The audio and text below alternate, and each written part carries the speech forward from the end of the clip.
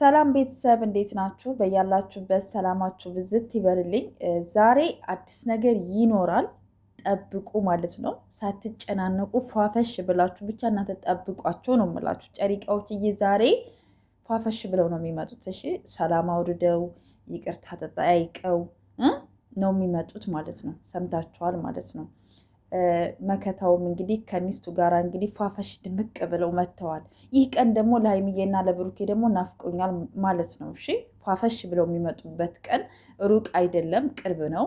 በዚህ አጋጣሚ ደግሞ አንዳንድ ሰዎች ማለት ነው ሰው እንደተጣላ አይቀርም፣ ይታረቃል። እሺ እንዳታስቡ፣ መታረቅ አለ፣ መጣላት ብቻ አይደለም፣ ይታረቃል፣ ይኖራል አብሮ።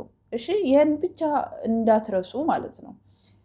ግን በዚህ አጋጣሚ ደግሞ አንድ ነገር ልንገራችሁ። ሰው ስትወዱት እስከ ማንነቱ ነው መውደድ ያለባችሁ። ሲያስቃችሁ ብቻ ሲያዝናናችሁ ብቻ አይደለም መውደድ ያለባችሁ። በከፋውም ጊዜ ከጎኑ መሆን አለባችሁ። እሺ ስትወዱ ደግሞ የፈለጋችሁትን ሰው መውደድ መብታችሁ ነው። ስትወዱ ደግሞ አንዱን ወዶ አንዱን ዝቅ ማለት አይደለም።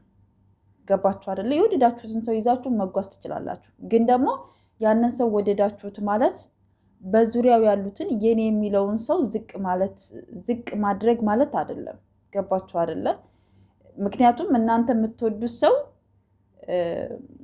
የምትወዱት ሰው የሚወደውን ሰው ዝቅ ብታደርጉት ደስ ሊለው አይችልም። ገባችሁ አይደለ? በጣም ብዙ ነገሮች እያየሁ ነው። በውስጥም ብዙ ነገሮች እያየሁም እየደረሰኝም ነገር ስለሆነ ማለት ነው። እኔ ሀይሚና ብሩኬን በጣም ነው የምወዳቸው። ሁለቱንም በጣም ነው የምወዳቸው። እንደ እህት ነው እንደ ወንድም በጣም እወዳቸዋለሁ። ተለያይተው ማየት አልፈልግም። እግዚአብሔር ነገ ትልቅ ደረጃ ደርሰው ማየት የምፈልግ ሰው ነኝ።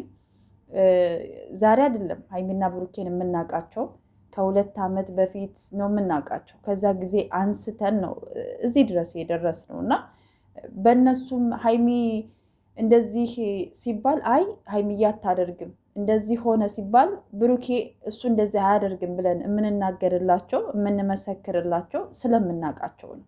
ገባችሁ አይደለም? ደግሞ አዳዲስ የምትገቡ ካላችሁ የማታውቋቸው ካላችሁ ደግሞ ለማወቅ መሞከር። ከዛ ውጭ ደግሞ ዝምታ ወርቅ ነው።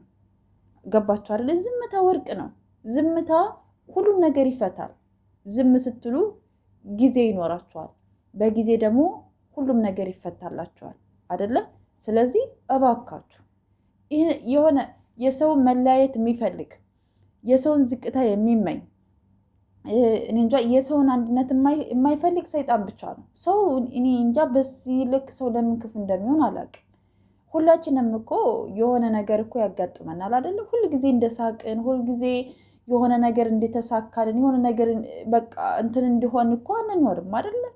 የሆነ ነገር እኮ በህይወታችን ያጋጥመናል። የዛ ጊዜ ነው ወዳጅና ጥላታችሁን የምትለዩት ማለት ነው። እና እባካችሁ እስኪ ከቻላችሁ እስኪ ዝም በሉ፣ በቃ ዝም በሉ። የምትወዱትን ውደዱ። የወደዳችሁትን ይዛችሁ መቀጠል ትችላላችሁ፣ መብታችሁ ነው። ግን ያንን ሰው ወደዳችሁ ማለት አንዱን ዝቅ ማድረግ አይደለም።